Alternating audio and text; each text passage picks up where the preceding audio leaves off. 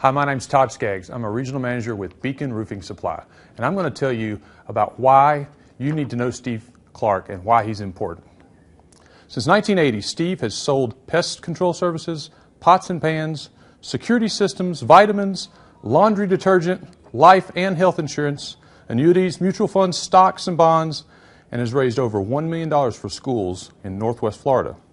He is the author of Profitable Persuasion, Proven Strategies for Sales and Management Success, and the co-author with marketing guru Dan Kennedy of The Secrets of Peak Performers.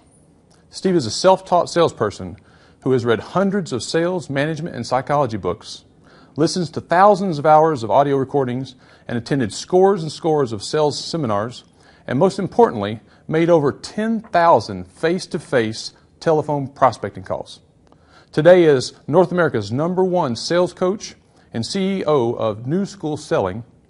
He heads an international business development and marketing firm that consults and coaches thousands of sales executives and business owners annually in Australia, Canada, and the U.S.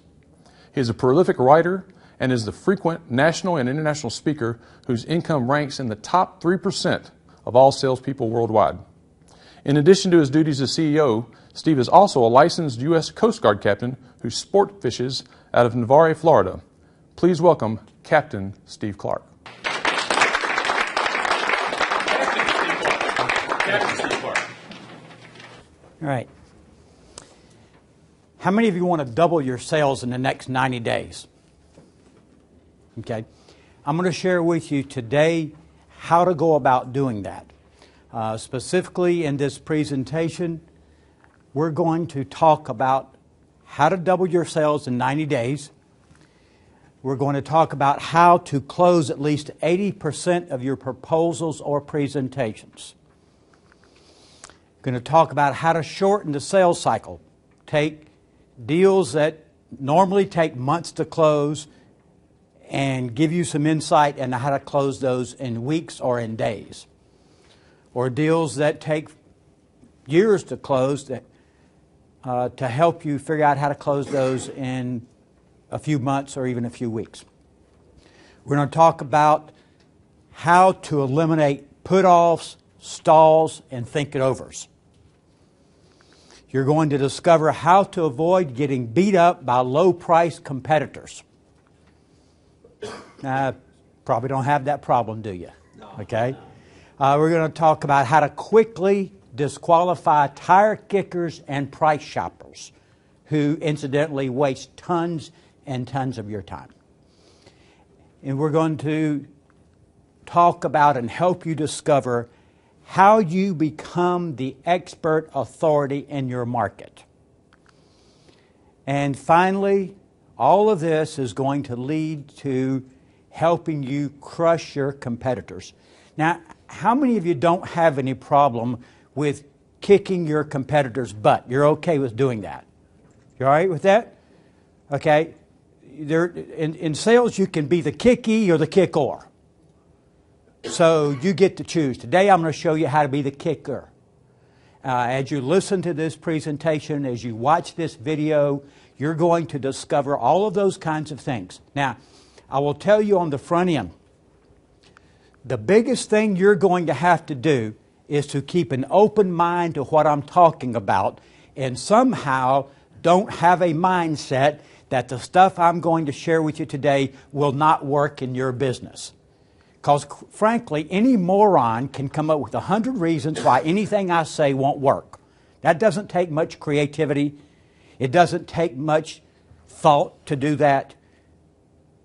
So I'm going to encourage you, keep an open mind and take what I say and ask yourself, how can I apply what he is teaching me today in my business? Now, quite honestly, I'm going to give you concepts and strategies, but you're going to have to use your thought process. You're going to have to use your head a little bit to figure out how you might apply these things in your specific business. Because I trained, last count, 119 different industries.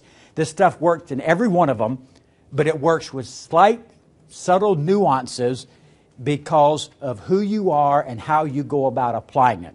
So be sure as you find yourself, as you catch yourself thinking about I'm not sure that works, or I'm not sure how I would do that. That's okay. Just think about how you might be able to apply it in your own business. Because I can promise you, everything I'm going to talk about works.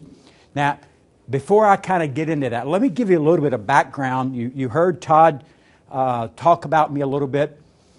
Let me take you back to the very beginning. November 24th, 1980. I remember the day well because it was my 30th birthday. Now, if you're real good at math, that'll quickly tell you I'm 63. That was the day I got in professional selling. Prior to that, I was an educator. I've got a master's degree in education, and at the age of 30, I was broke, as most school teachers are. I decided at the age of 30 that I was going to get in sales, and I was going to earn by God what I was worth. So on my 30th birthday, I went to work for Orkin Pest Control, selling pest control services. Now, the reason I went to work for them is because they're a division of Rollins Company, which is a Fortune 500 company. And I thought if I was going to learn to sell, the one thing I had learned in my educational experience was if you're going to be good at anything, you need to become a good student. So I went to work for them thinking that I would be working for a Fortune 500 company that would actually teach me how to sell. Didn't do it. I got a couple days of training. I got a handful of pamphlets and brochures, and they said, "Go get them, Tiger." And everything I learned was from the School of Hard Knocks. It didn't take me very long to figure out that not only did they not have a sales training program, they didn't know how to sell either. So I went to the bookstore. Walden Bookstores, which are no longer in business, if you can remember back that far. And I bought 2 books, Surefire Closing Methods and How to Sell Anything to Anyone by Joe Girard.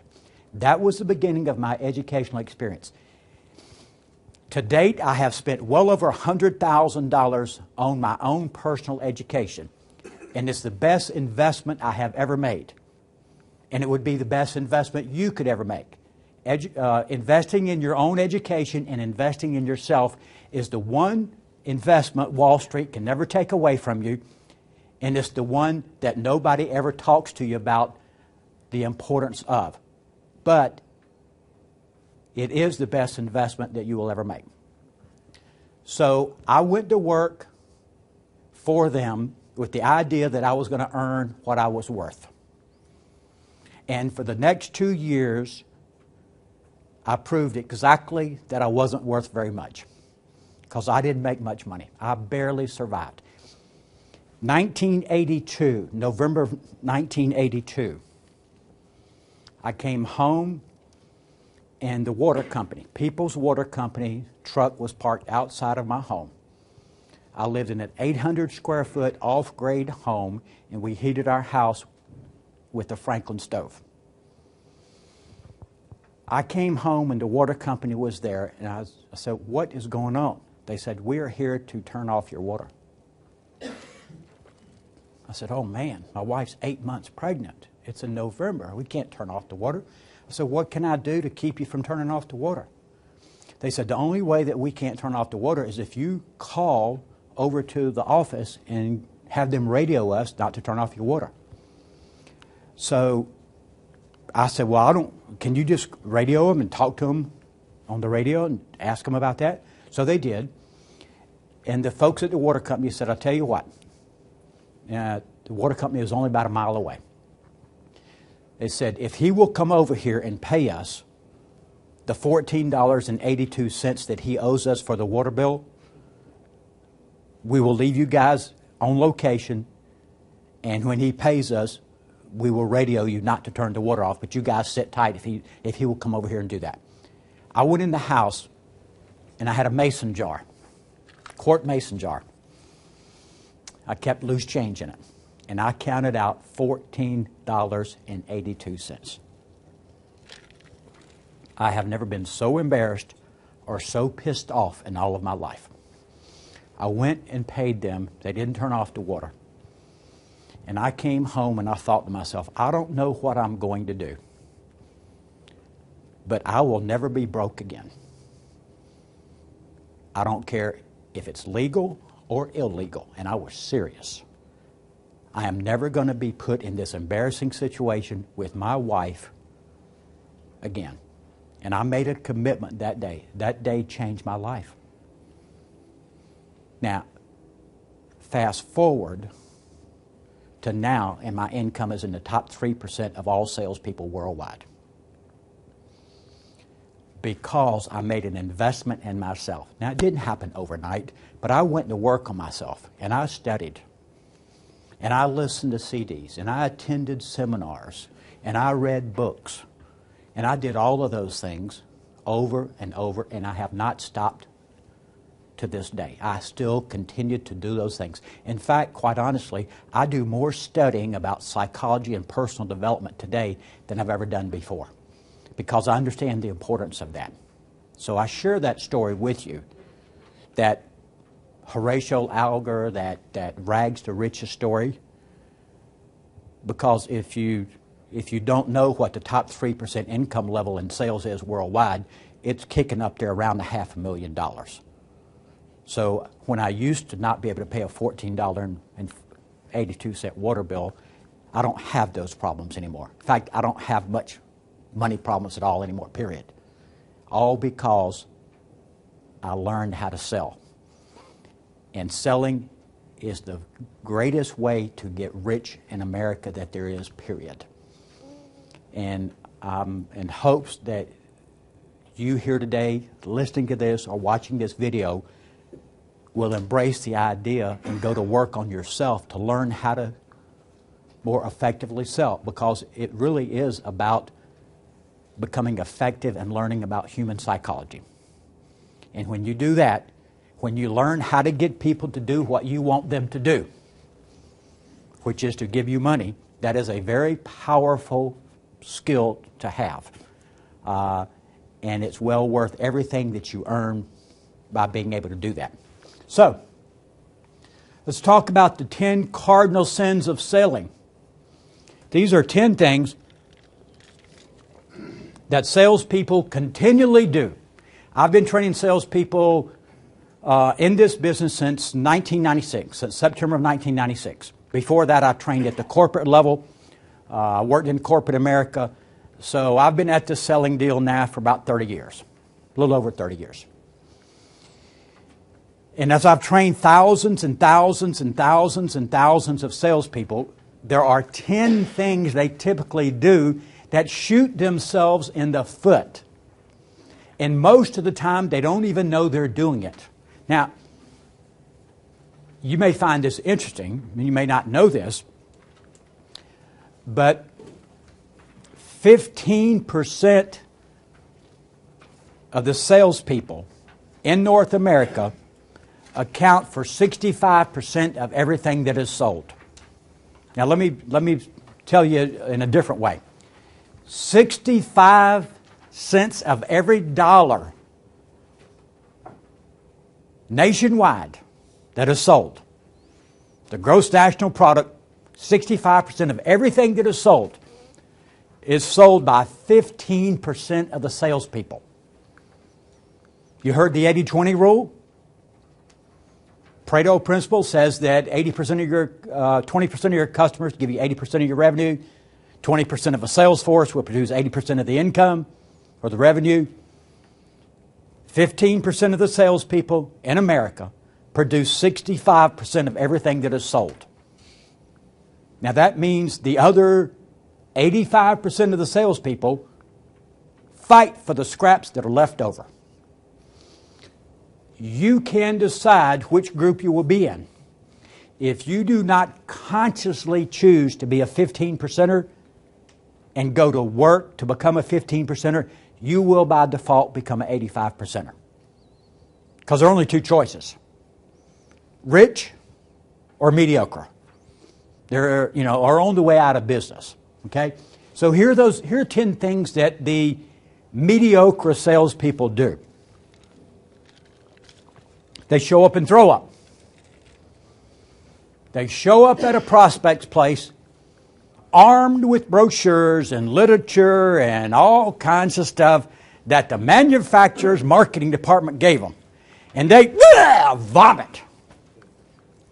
They just vomit all over the prospect. Tell them what they do and how long they've been doing it and how much it is and blah, blah, blah, blah, blah, blah, blah, blah, blah, blah, blah, blah. Wee. I call that wee-weeing on herself. Your prospect doesn't care how long you have been in business. They don't care about those kinds of things. Your prospects only care about one thing. It's the same thing you care about and the same thing I care about. And you know what that is? Me! Me. People say to me, you kind of think the world revolves around you? And I'm like, you got a problem with that? You know? Because, hey, it is. It's human nature. So anytime you start talking about yourself, the people aren't listening to speak of. But salespeople do it all the time. They show up and they just incessantly talk. They do product pitches and they give demonstrations and they give samples. Now, they don't ask for any money, but they do that sort of stuff, and they constantly are dispensing product information. Look, if that was the function of selling, we would just hire somebody and pay them $9 an hour to send out faxes about product information. We wouldn't need any salespeople. Salespeople, the reason for salespeople is to extract money out of reluctant buyers. That's what salespeople do. Because nobody wants to give you money. Nobody wants to give me money. Nobody woke up today looking for somebody to give money to for sales training. I've got to extract that money from them by being very persuasive in what I do, utilizing advanced human relationship and communication skills and all kinds of stuff to be able to do that. And that's not about going on and on and on talking about what we happen to do. Okay? Now, I'm going to stop for just a second, and we're going to do a little audience participation. And in the back of the room, is Todd still here? Where's Todd? Okay, there is a sheet back there entitled Common Problems Salespeople Have. If you would pass those out to everyone, please. He's already got it. He's ahead of me. All right? Well, this is the part where you get to fill that out. Okay? Let's take some issues here. I'd like to hear from you about what was one of the issues that you checked that was causing you some difficulty or affecting your income. What would it be? Goal setting. Goal setting, all right? Tell me about that. What's not happening that should be happening? Follow through. Okay. With the person that creates those goals, making sure, monitoring themselves on a weekly, monthly basis, making sure they're working towards those Okay. goals. Now you're talking about subordinates, direct reports to you or personally? My salespeople. Your salespeople. So your salespeople set goals. And maybe for just, after a month or two, they get busy with something and kind of lose track of what their goal was. Okay. And what's the likelihood of them hitting those goals that you're in? Not very good. No. I got a chart in my office. I call it the war board. It's a foam poster board. And I got all kinds of things up there that I keep score on. I can show you my day timer right now. The number of miles that I have run and the number of miles that I have ridden my bicycle. Because my goal for 2014 is to run 1,000 miles and ride my bicycle 1,000 miles. That means I must ride the bike twice a week and do 10 miles each time, and I must run 5 days a week, 4 miles each time. And I cannot afford to get behind, because if I get 2 weeks behind, what happens? I just give up on the goal because I'm too far behind. Now here's what I've also found about goal setting throughout the years. As so goes January, so goes the year. I have already reached my financial goal for the year. I've already reached 34% of my financial goal. I've already booked 34% of the business that I will do this year was booked by today. Total focus. a burning obsession. There's Napoleon Hill talked about a burning desire. It's more than a desire. It is a freaking obsession. Now, if you don't have that sort of focus about making money, you won't make a lot of money. You don't make $500,000 a year accidentally. You don't even make $100,000 a year accidentally unless you get lucky and it's a great economy. But you sure don't make a whole lot more than that. So the question I would have you are a sales manager. When did you come to realize that you weren't providing them with the support they need to maintain their goals and stay focused? Probably too late. Yeah. So we can't blame them because they don't know how to do it. Their only hope is for you to micromanage them. And if you're a salesperson in here, if you don't want to be micromanaged, just do what you're supposed to do and you won't be micromanaged. Just hit your numbers and they'll leave you the hell alone. That's how I used to do it when I had a sales manager call me every Sunday night at 8 o'clock. How many deals you're working on? How much you got in the pipeline? What's going to close in the next 30 days? And I'm like, I'll show you. I'll just give you those numbers off the top of my head when you call, and you'll be happy with all of them, and you can beat up on the other 14 guys you have to deal with. So that's what I did. I showed him, and he left me alone because he had 14 other people to worry about. Now, was that good for me? Of course it was good for me. It's good for him too, right? So you have those conversations. Now, if you're managing people and they don't want to play, leave them alone and start the recruiting process. As a manager, how many of you in here manage salespeople? Where do you tend to spend most of your time? With the underperformers or the superstars? That's dumb.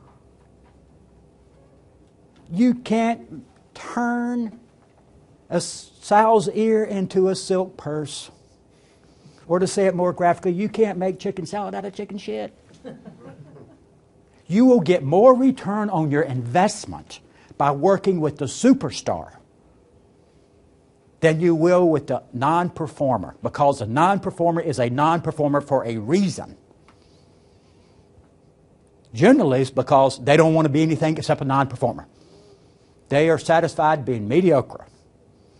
Now, that's hard and ruthless, but that's the way the world works. Remember 15%, 85%? Spend your time with the 15%ers. They're the ones that will make you rich. And if the others aren't performing, then you need to have a decision to make about whether to keep them. I'm coaching and consulting my small business clients right now, and I'm having a hard time doing this with them. What I'm saying to them is eliminate the bottom 25% of your sales team immediately. Get rid of them. Take that money and put in marketing to develop more leads for the top performers that are closers that can sell you more business. And they're like, well, oh, Joe, he's not costing me anything. He's kind of paying his own way. Yeah, he's costing you. He's costing you in morale by demonstrating to the others that are on the team that mediocrity is acceptable at this organization. So that's the thing to do. Now, I kind of got way off on that. Did that help you? Okay. All right. What's another one you got?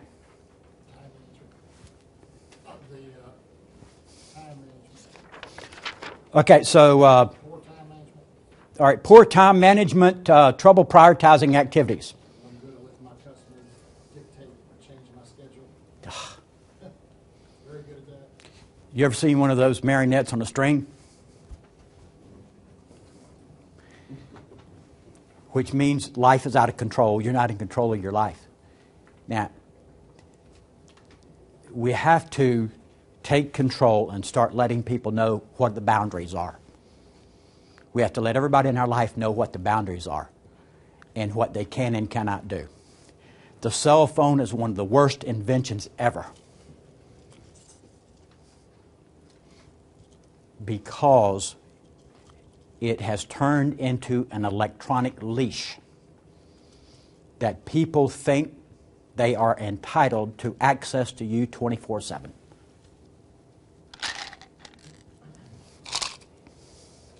I do not give my clients or my customers my cell phone number.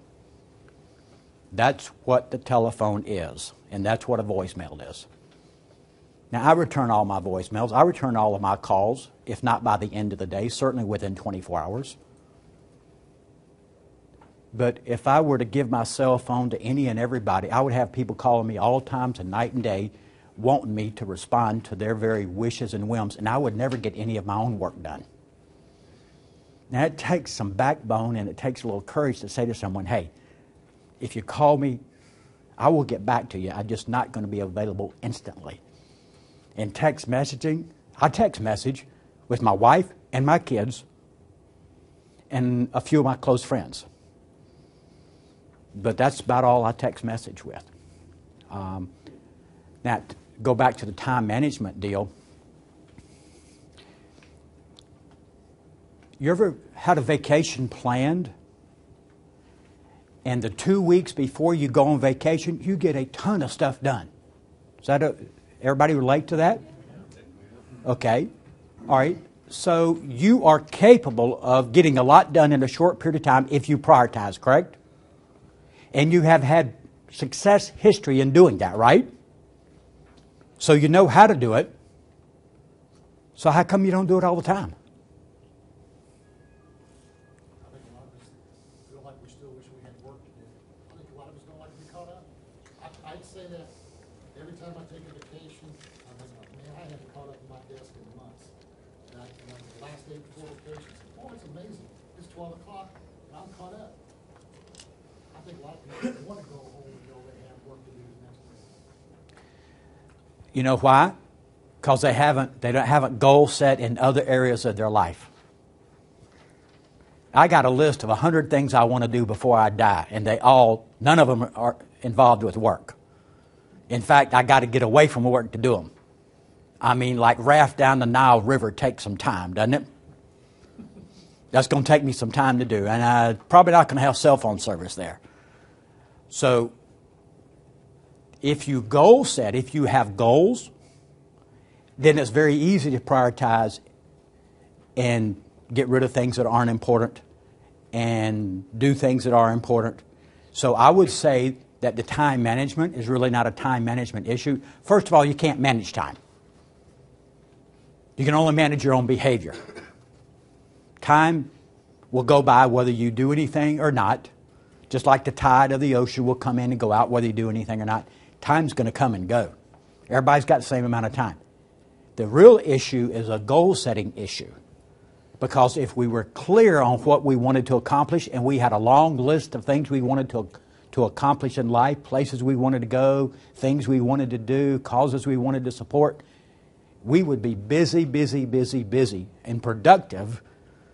And to your point, you'll never get caught up. That's true. When you go to your deathbed, there'll still be things left in your life undone. Hopefully, there won't be important things left undone that you didn't get around to doing. Okay? One more. What's one more issue here? By the way, next to prospecting, the biggest question I get from people is, how do I do a better job of time management? So that's a huge one. How many of the rest of you had time management as one that you have an issue with? Okay, everybody else has got it totally under control, right? Okay, all right, what else? One more. Yes, sir. Client, how to get, making a client, customer make a decision. Okay. So stalls, put offs, think it overs type stuff. Okay. How often does that happen? Pretty frequently. I mean, Pretty frequently. It depends on what you're trying to do. Okay. So, Okay. All right. if you're out bidding on the roof, it's going to happen. Right. Okay. Now let me ask you guys this: when the prospect, buyer, prospective customer, whatever you want to call them, when they've heard everything there is for you to tell them, and they have seen everything there is to see to make a decision, and you have provided them with that information, they have enough to make a decision. Fair? Yes? As a salesperson, are you entitled, do you deserve, after you've spent all your time giving them that information, do you deserve to get a yes or no answer? Okay. So, Got 2 other people coming out. okay. Now, we could get off in a training session here to be able to do that. Did you find out they got 2 other people coming out before or after you gave the presentation? That's the problem. You're not engineering an agreement to do business on the front. That's exactly right. You're not setting an agenda for, hey, when I give you, and I'll give you the short version here, and this is, I hesitate to do this because you go off in left field and say, well, I can't do that. That's hard. There's a lot of subtlety to what I'm about to share with you. Basically, before you give somebody all the information they need to make a decision, you need to have the conversation with them about, when I do, there are 3 things you can tell me. You can tell me, yes, you want to move forward, which I hope you do. You can tell me, no, you don't want to move forward, in which case I will accept your no as graciously as I would accept your yes. Or you can tell me you want to think it over. Now, 2 out of 3 of those are okay. What's not okay is for you to tell me after I go through this whole process that you want to think it over. So when I come back and go through this whole process of showing you everything there is to show you and tell you how much it is and what it's going to be and what it is and blah, blah, blah, blah, blah, I simply am going to ask you, are you going to be able to tell me at that point, yes, you want to move forward, or no, you don't? Are you willing to agree to those terms before I go back and put together a lengthy proposal that's going to take me a lot of time and effort? Are you willing to give me that yes or no decision when I come back? And if the answer is, well, I don't know, then you just got your answer without having to waste a lot of time. Now, there's a smoother way of doing it. It takes a lot more setting it up, but that's sort of the bottom line, which is exactly what you're talking about. Okay? All right, now, here's the big question. I'm not going to ask you to blurt this out. How much have these issues cost you in lost commissions over the last 12 months? Or your company, how much revenue has it cost you that your salespeople have all these issues? $3 million. Huge, huge, a lot. Well, he's got a number. A lot is just sort of a vague answer. 3 million. Now here's the question for you. How does it make you feel to know that you left $3 million on the table last year? Not very good, because I own the company. Yeah. You don't have any guns in the house, do you? Right? Just in the bedroom. Just in the bedroom. All right. All My right. wife from shooting me. Okay. $3 million. Is that profit or revenue? That's sales. We lost $3 million in sales. And how much of that would be profit? Well, 4.5%. Okay. How much of it would have? How much of that $3 million would have gone in your pocket last year had those problems been eliminated? 25%. 25% of $3 million. I'm not good at math. How much is that? About 42,000. No, he's talking about his profit. 25%. 3 million. Every million makes us $40,000. So we lost $120,000 worth of income. Income. All right. Now you got $120,000 worth of income. How much of it goes in your pocket? 25% of it. So I own 25% of the company. Okay. 25% of $120,000 is. 30 grand. And how many years has this been ongoing? This is the first year. Okay. How many more years are you going to be in business? I plan to be in business 6 more. Okay. What steps have you taken to rectify that $30,000 a year lost personal income issue? I'm getting ready to, because I'm taking job applications and I'm looking for new people. How are you going to know they're going to work out? I'm going to hire a bird dog instead of an errand boy. How are you going to know that they are that? So I got a short list and I know how to interview. And you know how to what? And I know how to interview. Okay. I've been doing this 38 years and I'm not saying that bragging to anyone. Okay. A lot of people in this room know me. Okay. I'm just fed up with it. Well, the good. Hey, you're not going to make any changes in life till you get sick and tired of being sick and tired. Now, just as a point of reference, according to the University of Michigan, interviews are only successful 14% of the time. You should do interviews, obviously, but there's a lot more that needs to be done to make sure that you hire a superstar instead of an also-ran. Let me ask you a question.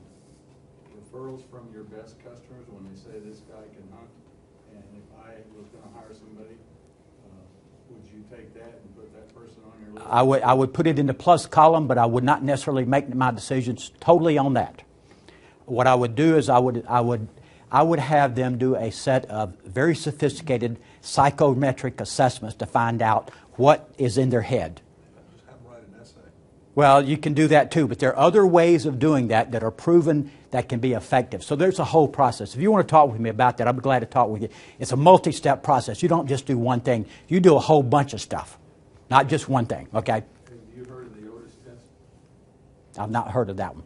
There are about 300 different tests out there, so, okay. Anyway, there's a way to help you with that. Now, even if you do all of that, it's still a bit of a crapshoot, okay? Because only 20% of the people walking the face of the planet have the psychological hardwired skills, and I don't mean selling skills, I mean personal skills, like self-starting, self-management, resiliency, goal achieving, results orientation. Those are all things their mama taught them. You don't teach those in sales training.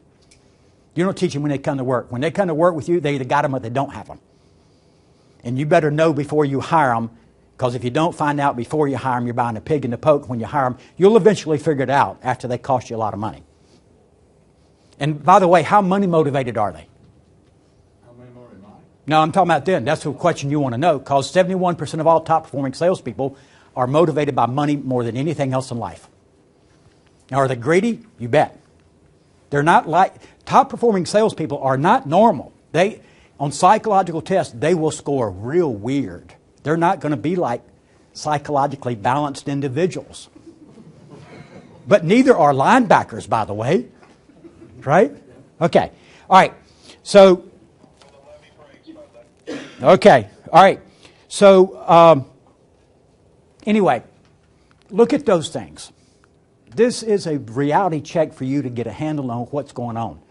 And, hopefully you look at that, you see, on the one hand, how much money you're leaving on the table. On the other hand, how much more you could get if you got these things under control.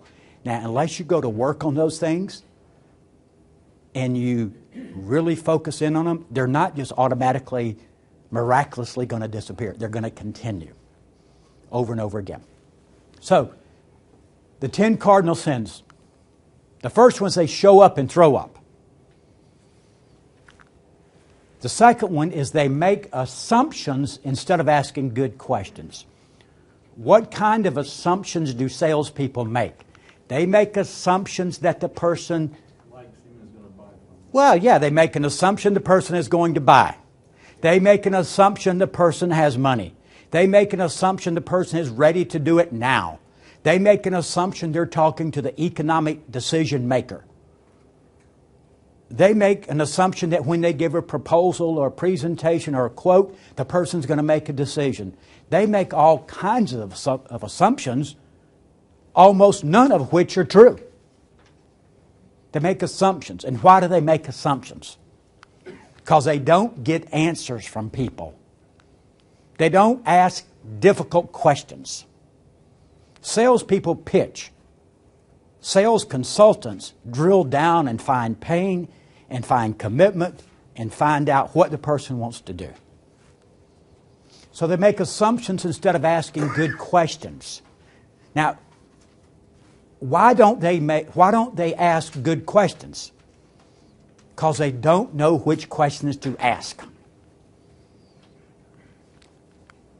They don't ask good questions because even if they knew good questions to ask, they don't have the guts to ask the questions. They got no backbone. They don't ask the questions because they don't know to whom to ask the questions. And they don't ask good questions because they don't know in what sequence they should be asking questions. The doctor asks a series of questions. Doctors work from a clipboard with a whole bunch of questions. When's the last time you saw a salesperson show up with a whole list of questions on a clipboard and said, before I can tell you anything about what I do, I need to ask you 37 questions about what's going on here? But a true salesperson will ask questions to uncover what the nature of the problem is and what's the commitment to want to address the problem. The rank amateur salesperson will show up and pitch product and quote price and hope for the best. And that works about 28% of the time, by the way. The pro knows that he's going to get the deal before he ever quotes the deal because he's gone through the whole process. The time to close the sale is before the presentation, not after. Traditional selling teaches qualify, present, close. What we teach is qualify, close, present by telling them what it is they agreed to buy. Totally different. Totally different. They failed to do a thorough job in the uncovery. The uncovery is very much like peeling an onion. Selling is about getting to the core issue. Before I got in sales, I was a therapist. I did professional therapy. Like, how did it make you feel when your mother beat you as a small child? Type stuff, okay? It's the same stuff I do now. Did you see me do it with him? How does it make you feel to know you're leaving personally $30,000 a year on the table? And then I made light of it. You don't have any guns in the house, do you? Well, that wasn't off the cuff. That was scripted. I know the response I'm going to get before I ask the question. So, in the uncovery, what do you want to find out in the uncovery? What do I got to tell you to get you to do what I want? Well, in the uncovery, what does the salesperson want to know? What's the problem? How long's it been a problem? What have you tried to do about it? Who else have you talked to? What's your time frame for doing something? What happens if you don't? How much money is it costing you to have this problem? Who's the decision maker here? Who's ultimately going to decide? Who's going to make this financial decision? Who else do you need to run this by? Who else on your team needs to be involved in deciding if you move forward? What 3 non-negotiable criteria are you going to use in order to pick a company to do business with? Why am I here? What is your commitment to want to fix this problem? What is your timeline for wanting to do something? And on and on and on.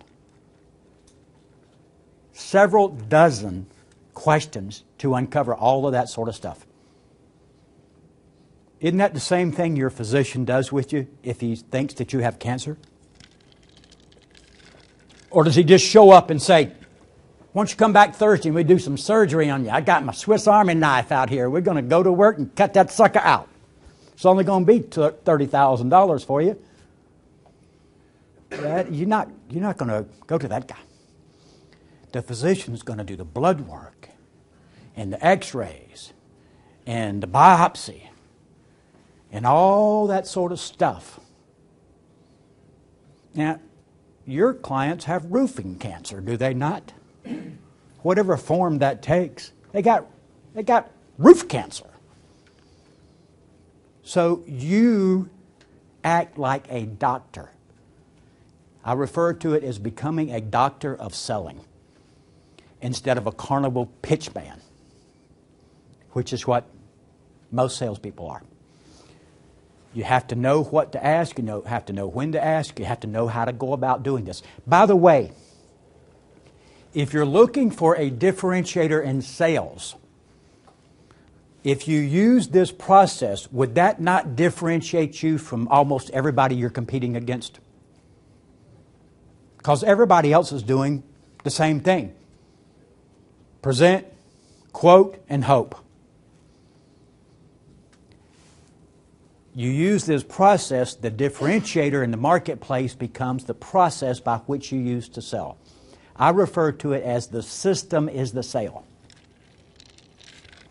Because, like everybody you're competing against, you're selling a commodity. There ain't a nickel's worth of difference in it. Now, I know your manufacturers think you got something special and unique and everything, but guess what? Even if you do, within 6 months or years, somebody's going to have something very similar, or at least they claim it's similar. And the poor old prospect doesn't know enough chemistry to know why this is better than that and all this other sort of stuff. That's not what they're buying anyway. They're buying the person in front of them. This is a writer-downer. Buyers do not buy products and services. They buy the person who walks through the door. You are the product. You are the differentiator. If you show up and look like 40 miles of bad road, that sends a message. If you show up and you act like everybody else, that says you're just like everybody else. If you didn't know anything about selling at all, here's what you should do. Find out what everybody in your industry is doing and do exactly the opposite of everything they're doing. Earl Nightingale said that about success 50 years ago. If you want to know how to be successful, find out what 95% of the world is doing and do exactly the opposite. Because only 5% of the people make $250,000 a year or more. Only 5% of the people are financially independent at age 65. And that's because they do something different than the others. Number 4, they fail to gain clarity and mutual agreement on every sales call. You ever left a sales call thinking that next Thursday you were going to get back with this person that you were speaking with and such was going to take place? And you assumed that their partner was going to be at that meeting? Or you assumed they were going to make a decision? And you got back and that meeting didn't turn out anything like you thought was going to happen. And you were like, this is totally different than what I thought it might be. The way to avoid that is to have clear, upfront agreements. If there's going to be a subsequent sales call or conversation, there needs to be an agreement about what's going to happen next, specifically, when is it going to happen, time and date specific. Next Thursday at 2 p.m., as opposed to get back with me next week. Get back with me next week. You know, what the heck, what does that mean? Get back with me next week. Yeah. What about next Thursday at 2 o'clock? Get out your calendar. Next Thursday at 2 o'clock, okay? So it's got to be what's going to happen, when are we going to meet, who's going to be at the meeting. And by the way, who besides you needs to be at the meeting? And most importantly, what kind of decisions are we going to make at the end of that next meeting? Because selling is a series of moving the process along step by step by step so that when you get to the end, there is no close. There's no big ta-da close. It's already been decided every little step along the way. So having clarity and mutual agreement. Now the prospect must agree to this agenda you create for the next meeting. We use a written agenda. We teach our clients to use a written agenda on every sales call. It's on letterhead. And it explains what the agenda is. Step 1, Step 2, Step 3, Step 4, Step 5, Step 6. And when we sit down with somebody for the first time, we hand it to them and say, before we get started today, I created this agenda for us. Would it make sense for us to go over this agenda together? And you can tell me if there's anything you want to add to it. And 90% of the time, their response is, no, that about covers it. Well, it does about cover it because that's why we put it down. Now, how many of your competitors are using a written agenda on a sales call? 0. And by the way, we use an agenda for every single call, everything that we do. We teach that concept. That's how you get clarity and mutual agreement from the prospect.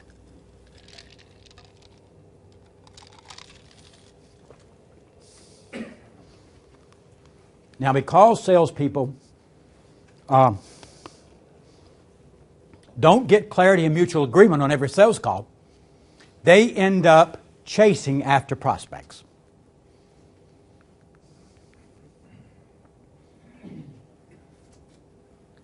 It's almost like begging. Are you ready yet? Are you ready yet? Let me ask you this. How does it make you feel to damn near beg people and to chase after them? What does it do to your self-esteem? And you're supposed to get up every day and go out there and repeat that process over and over again? No wonder salespeople have the lousiest self-image of any profession on the planet. Even hookers have a better self-image than salespeople. Because hookers don't chase. They attract. Especially high-end hookers. The $800 an hour ones, they ain't chasing, friend. Okay? Now, you laugh, and it's meant to be funny, but point is, why don't you become that person in your profession? Why don't you get them to chase you instead of you chasing them? Now, all of you can relate to this.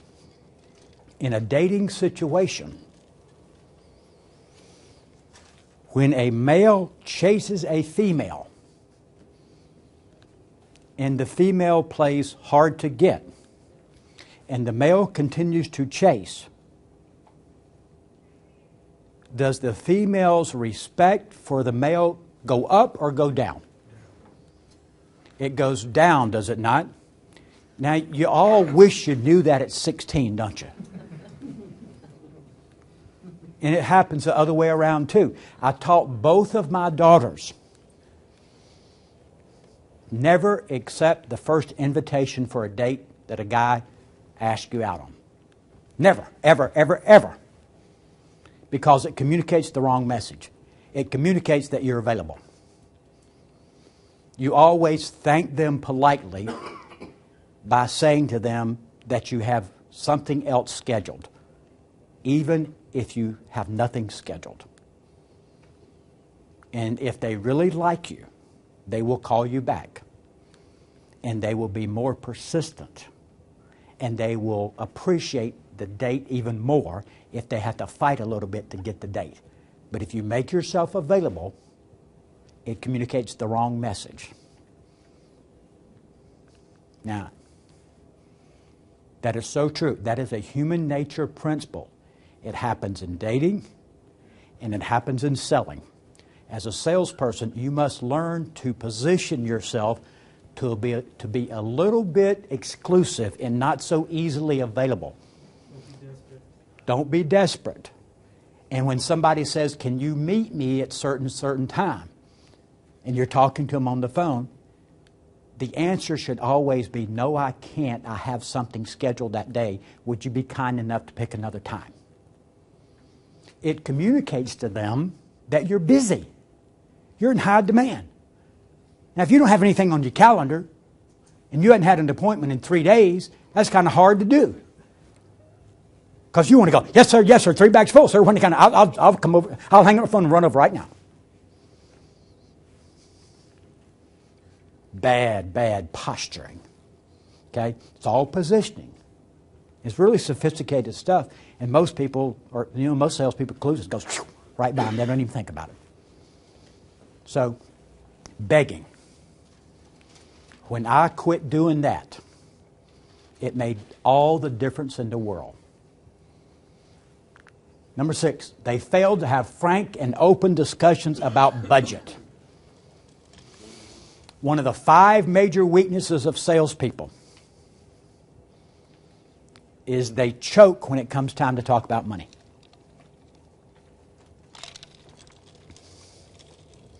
We have been taught in this society that it's rude to ask people how much money they make.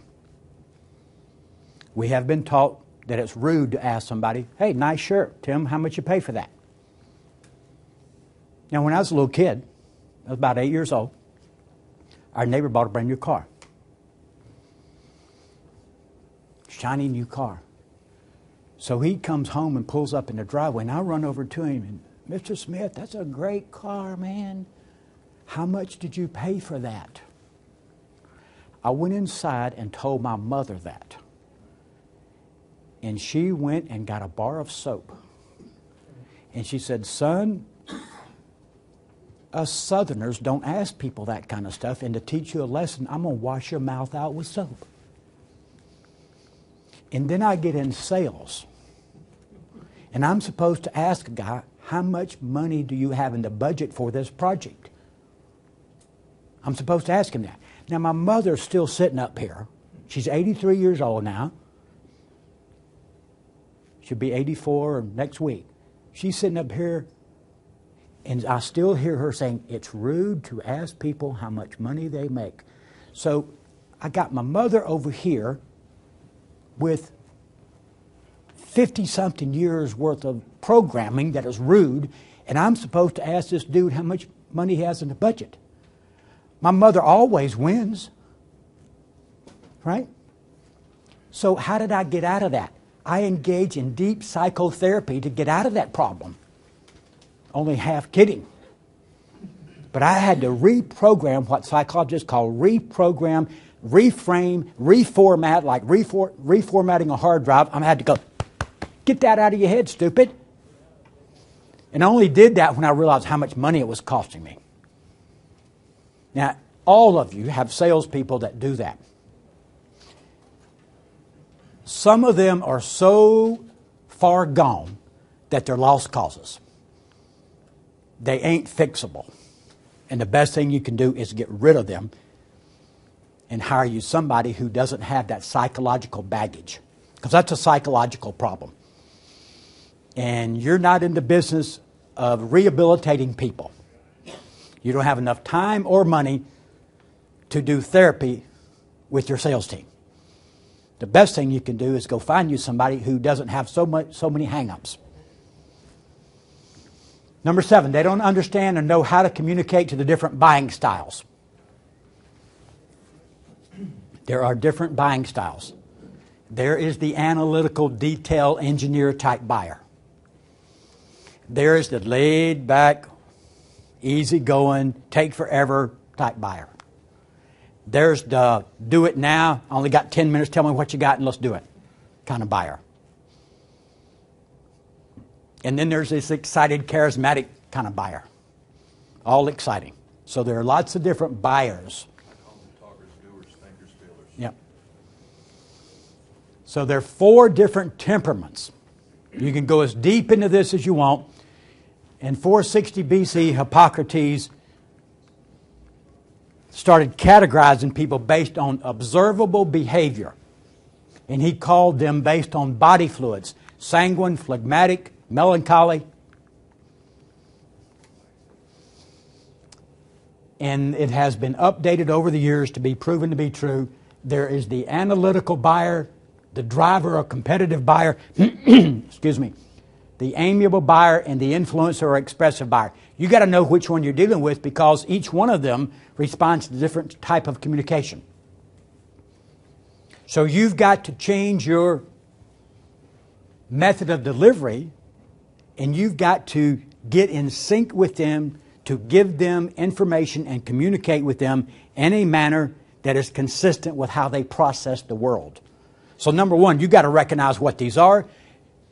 You've got about 2 minutes on the sales call to size somebody up and figure out which one they are. And then you shift gears with your communication to get on the same wavelength with them. Now, you predominantly have one selling style. The problem with that is 3 out of 4 times you're talking to somebody whose buying style doesn't match your selling style. People buy from people they know, like, and trust. If that doesn't exist, they don't buy from you. Know, like, and trust. How do people get to like and trust you? They get to like and trust you because you act like them. All things being equal, people tend to like people who are like them. Well, how do you become like them? You act like them. And you communicate with them in their own style. Okay? Number 8. They accept too many stalls, put Austin thinking overs. For 2 reasons. One is they don't know how to not do it. They've never been trained. Quite frankly, it's not their fault. It's not the salespeople's fault that they don't know how to do this if they've not been trained. If you haven't trained them or put them in a training program that teaches them how not to do this and how to avoid it, then you can't blame them for trying to do something they don't know how to do. Now, that excuse goes away for all of you today. And if you have salespeople who've been trained how not to engage in this and how not to accept stalls, put-offs, and think-it-overs, and they still continue to do it, then you have a decision to make about whether or not that person is trainable. They may or may not be. Now, if they've been in training for a significant period of time and they still do it, then you can lead a horse to water, but that doesn't mean they're going to do anything differently. So again, you have a decision to make. And the second reason they do that is because they got no guts. Selling is a confrontational profession. Just like law. Are lawyers confrontational? The good ones are, right? Psychiatrists are confrontational. Tim, a minute ago you said that this. Now you're telling me this. Those are two different kinds of things. One of them's the truth and one of them's not the truth. Now tell me which one's the truth. That's how psychologists would do it. Here's how a salesperson would do it. A minute ago, or last time I was here, you told me that this was going to happen. Now you're telling me something different, that this is going to happen, which is totally different than what you told me next week. Now one of those can't be true. So tell me which one is really true here. Which one of those is true? Were you telling me the truth last week, or are you telling me the truth this week? If he, hey, however he takes it. I got to find out what's the truth here in order to avoid that.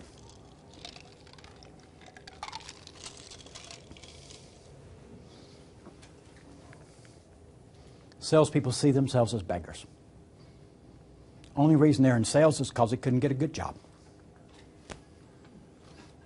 Last week they couldn't spell sales, now they are one.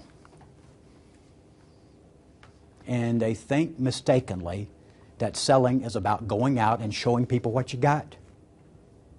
And because you like it, and you think it's the greatest thing since sliced bread, mistakenly think that they would think the same thing. They're not even thinking about what you got. Somebody tells you want to think it over, they already thought it over. And the answer is they're not buying today. They're not thinking it over once you leave. Once you leave and you leave that proposal behind with them, it's out of sight, out of mind, baby.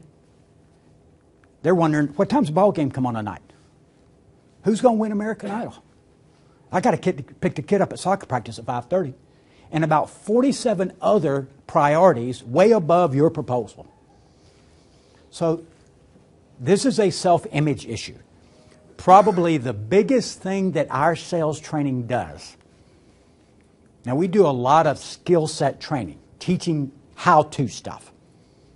But quite frankly, our how-to stuff is so powerful and so out of most people's comfort zone that we have to go to work on enlarging people's self-confidence and giving them a backbone of steel so that they will have the courage to ask the difficult questions.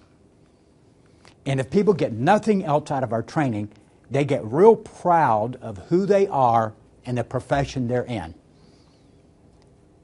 And it's amazing when you become more proud of who you are and you start thinking that your stuff don't stink. Other people start thinking your stuff don't stink. Now you say, well, that's arrogant. Well, okay. So how did Muhammad Ali, by all accounts, become the greatest? He said he was. Who anointed him? He did. They asked him one time, who says you're the greatest? He said, I said I'm the greatest. I just said it so often to so many people that I got everybody believing that I was the greatest. You don't need some certification. World's greatest salesperson. Well, where's the committee that votes on that? I am the committee of one. I'm America's #1 sales coach because I claim that title, and I've yet to have anybody challenge me on that. You can claim to be whatever it is you want to claim. That's how fiction books are written. And the good part about being a human being is you can become whatever you want to become in your own mind. And until you become that, you can't very well sell that to anybody else. You can't sell what you don't have. And buyers buy not the height of your logic. They don't buy your logic. And they don't buy the rationale. And they don't buy facts and figures. They buy emotion. And the emotion that they buy is the strength of conviction of the person in front of them. So that is fundamental to any increase. The only reason you're not making more money than you're making right now is because you don't think you deserve to make more money. That's it. If you made $50,000 a year, you can make more. I can promise you. My income went, for 16 years I was in sales and never made more than $53,000 in any one year. And in the space of 3 years, my income went from $53,000 to over $350,000 a year. I did not, that's a 700% increase if you're doing the math. I did not get 700% better as a salesperson. I just decided, by God, I'm not a $53,000 a year person. I enlarged the mental picture I had of myself. And every day, I told myself, you're the greatest. They're standing in line to buy from you. I close everybody I talk to. Now, what's amazing is I did that long enough, and the subconscious mind will act on any message it receives repeatedly. You start telling yourself that over and over again and really start believing that over and over again, it will come to pass. Life is simply a manifestation of the internal thoughts that we have. And today, I don't make prospecting calls. I don't make outbound calls. I don't solicit business. Every new piece of business that comes to me first contacts me or hears me speak or some other way chases me down. And what I used to charge X for, now I charge X times 10. It's the same stuff. So it's just all a matter about going about doing that. Number 10. They failed to use a proven systematic sales process. Every profession has a systematic process. Accounting has double entry bookkeeping that's taught the same way everywhere. Every teller at the bank counts money the same way. You ever notice that? You ever notice? You may not have noticed this, but I've noticed when I go to the bank, there's a certain way they handle the deposit ticket. There's a certain place they put the money. There's a certain way they face the dollar bills. There's a certain way that they put it through the machine. And every single one of them does it exactly the same way. Same thing at McDonald's. Every single one at McDonald's does the same thing. The coffee pot sits on the burner for X number of minutes and then it's thrown out. The fries are done for a certain amount of time, no matter which 14-year-old, 15, I guess not 14, but any 16 or 17-year-old, whoever's there, or these days, 65-year-old, that's there doing it, does the fries the same way. And they do the fries the same way in Beijing, that they do in Bangkok, that they do in Berlin, or any place else. It's done exactly the same way. That's what they call a franchise. And a franchise is nothing more than a proven system of success. Salespeople don't have systems for anything. They don't have systems. Their system is get up in the morning, figure out what they're going to do. Their system is arriving at work and dealing with whatever comes at them and responding. Their whole life is a 911 experience. That other people dictate what happens as opposed to being in control. Selling is about having power and control. If you don't have power and control, then you will be under someone else's control, which is the prospect. Now, prospects have a system for buying. Did y'all know that? Prospects have a system for buying. Here's what the process is. Prospects solicit information from you. They know you have valuable information that they would like to have access to. So they let you come in and give them information. And they extract information from you. And the incompetent salesperson or the rookie salesperson or the mediocre salesperson can't wait to give information under the mistaken concept that the more information they give, the more likely they are to get the business. Not true. Because once the prospect knows what you know, they don't need you anymore. And with the internet, that becomes increasingly easy for them to do. So the prospect has a process by which they want to extract information from the salesperson. But there's only one problem with that. They don't want to pay for it. They don't want to pay for that information. And then once they get that free information from the salesperson, they basically mislead or lie to the salesperson about what's going to happen next. And they do that because they might want to pick your brain again sometime. So they mislead the salesperson. And they drag the salesperson along. They just string them along. Do you think the prospect has any remorse in misleading you about what's going to happen? Hey, in selling and in war, everything's fair game from the prospect standpoint. So prospects aren't being straight with you. They're not going to tell you the truth. How many of y'all already figured that out, that prospects do not tell the truth? If you think they tell the truth, you're living in la-la land. You know? But salespeople don't have any systems for dealing with that. They just go along with it in hopes that if they do enough of it, they throw enough on the wall, some of it's going to stick. So if you're going to be effective, you need to have a process and a proven system that prevents these things from happening. Now, if there were a proven process and system that would help you avoid these 10 cardinal sins of selling, would you like to know about it? Say yes. Okay. All right, good.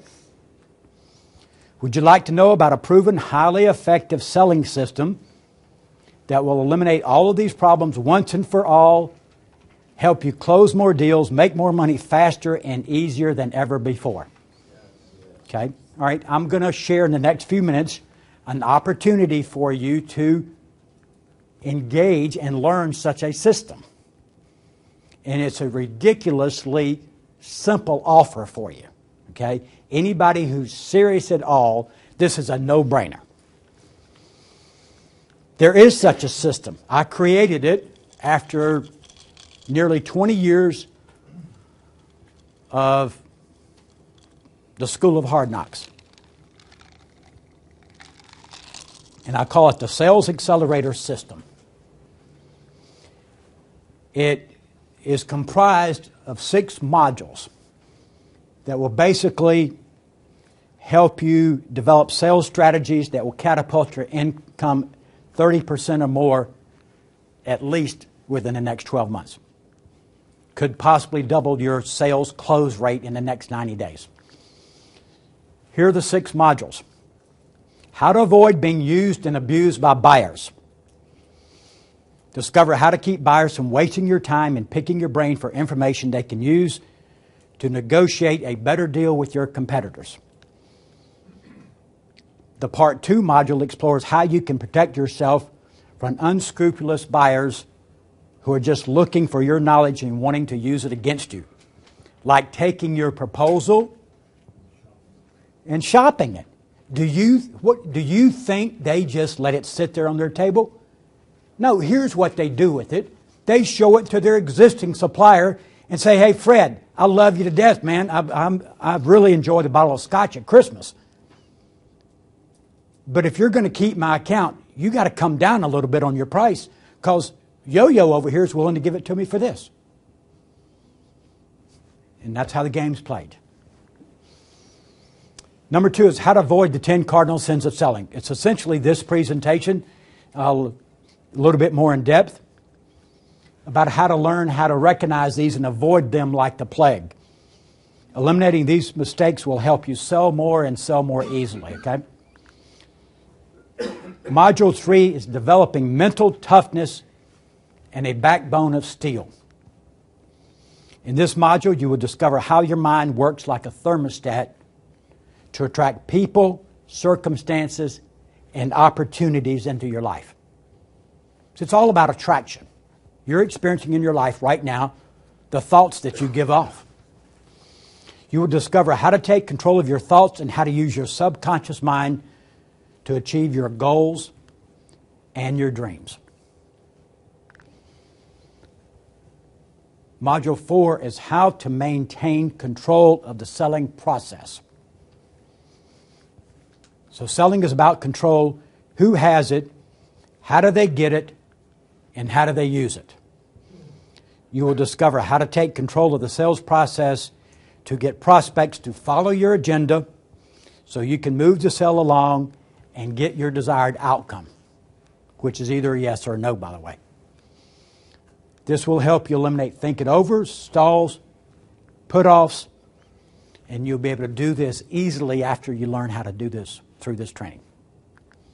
Number 5, how to uncover the buyer's hot buttons and get more money quickly. Discover how to cut through the BS and intellectual smokescreens that buyers throw at you. In this module, you'll discover a powerful questioning strategy that will help you get real pain that buyers have.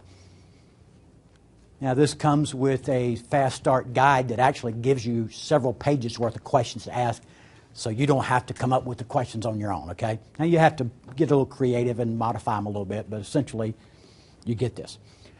Once you find the real pain and show the buyer how you can eliminate it, the money will flow to you. Number 6, how to become a master of sales. Remember the 15% I talked about?